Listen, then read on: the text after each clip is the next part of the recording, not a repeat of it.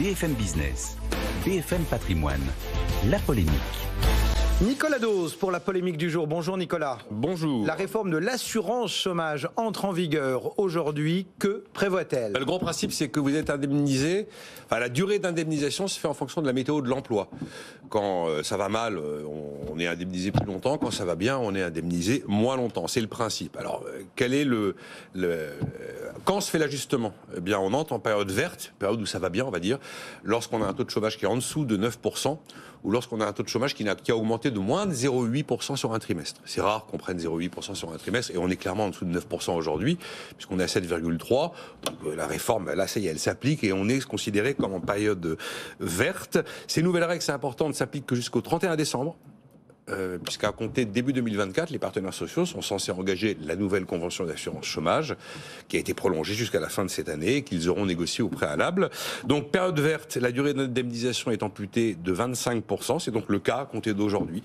Ça veut dire que celui qui a moins de 53 ans, qui était indemnisé 24 mois, il sera indemnisé 18 mois. Celui qui est entre 53 et 55, il était indemnisé 30 mois, il sera indemnisé 22 mois et demi. Et celui qui est au-delà de 55 ans, qui était indemnisé 3 ans, 36 mois, sera indemnisé 27 mois. Il y a quand même une durée minimale d'indemnisation qui est garantie, quoi qu'il arrive, à 6 mois, bien sûr dans la mesure où on a ouvert suffisamment de droits pour avoir accès à ces 6 mois. Et puis, si on passe en période rouge, donc le fameux critère d'ajustement dont je vous parlais, c'est l'inverse. On revient aux durées anciennes, 24 mois en dessous de 53 ans, 30 mois entre 53 et 55, 36 mois au-dessus de 55 ans. Mais c'est valable pour tous les chômeurs ou pour les nouveaux chômeurs ? Voilà, donc c'est un point important. Tous les nouveaux chômeurs à compter d'aujourd'hui sont concernés, tous les anciens, non.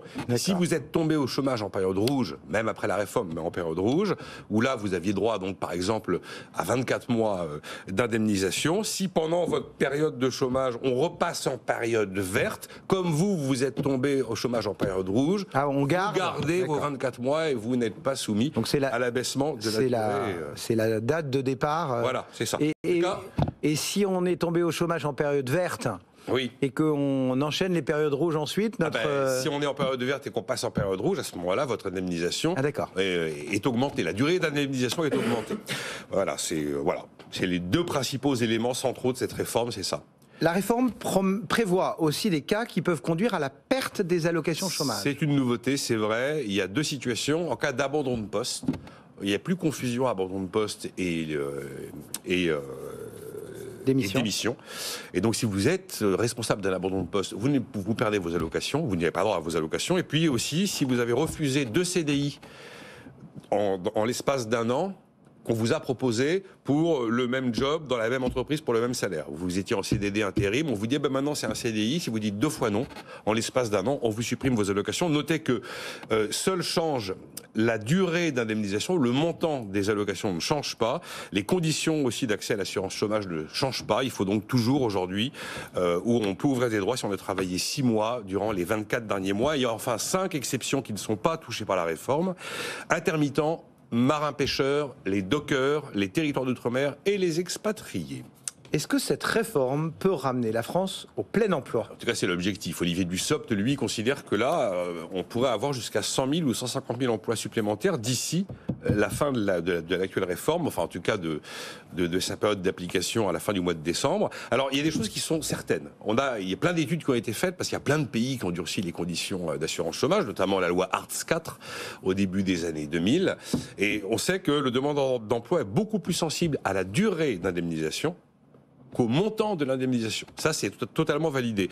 On sait qu'effectivement, oui, il y a un retour à l'emploi qui s'accélère quand approche la période de fin des droits. Si j'ai envie de prendre une image, c'est un peu comme le gamin qui attend l'avant-veille pour préparer son contrôle, parce que le contrôle, il est là. À un moment, on a procrastiné et puis on s'y met, donc ça, oui. Et on sait aussi qu'effectivement, quand on fait ce type de réforme, ça peut inciter à accepter des boulots qu'on n'aurait pas acceptés, des boulots qui sont un peu sous-qualifiés. Alors, admettons que là, on rentre dans une période d'expérimentation de 10 mois. C'est pas non plus le Pérou. On va voir au mois de novembre, mois de décembre, si on a eu un effet ou pas sur le taux de chômage en France. Il y a un défaut quand même, c'est que cette réforme considère que le seul baromètre de l'état de santé du marché du travail, c'est le taux de chômage de l'INSEE. Le taux de chômage, il concerne l'ensemble de l'économie.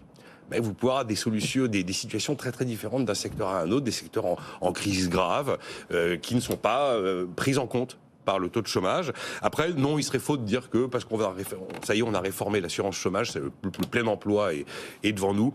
Parce que comme toujours en économie, les situations sont complexes et c'est toujours multifactoriel pour réussir à aboutir à un résultat. La réforme des retraites participe aussi au fait d'espérer augmenter le taux d'activité, de la même manière que l'assurance chômage y participe. Mais il y a aussi la formation des demandeurs d'emploi. Quelle est l'employabilité des gens ? Et le problème, c'est que dans le stock de chômeurs qu'on a aujourd'hui en France, c'est quand même très souvent des gens qui n'ont pas de qualification. Qui ont 80% actuellement des chômeurs, n'ont pas le bac ou à peine le niveau bac. Il y a aussi le fait d'améliorer, mais ça c'est un chantier de long terme, les performances de l'éducation nationale, qui ont tendance à se dégrader. Il y a aussi la question de la mobilité sociale. On a un problème de mobilité géographique qui freine le fait de pouvoir quitter sa région pour aller chercher un autre job, ce que font les Américains tous les jours, j'ai envie de dire. Et puis il y a aussi l'attractivité des métiers qui peut entrer en ligne de compte pour essayer de plus se retrouver avec ces tensions permanentes dans certains secteurs et la capacité à recruter. C'est un élément, c'est une brique qui participe au plein emploi, mais c'est pas la seule, bien évidemment. Nicolas Dose et la polémique du jour. Merci Nicolas.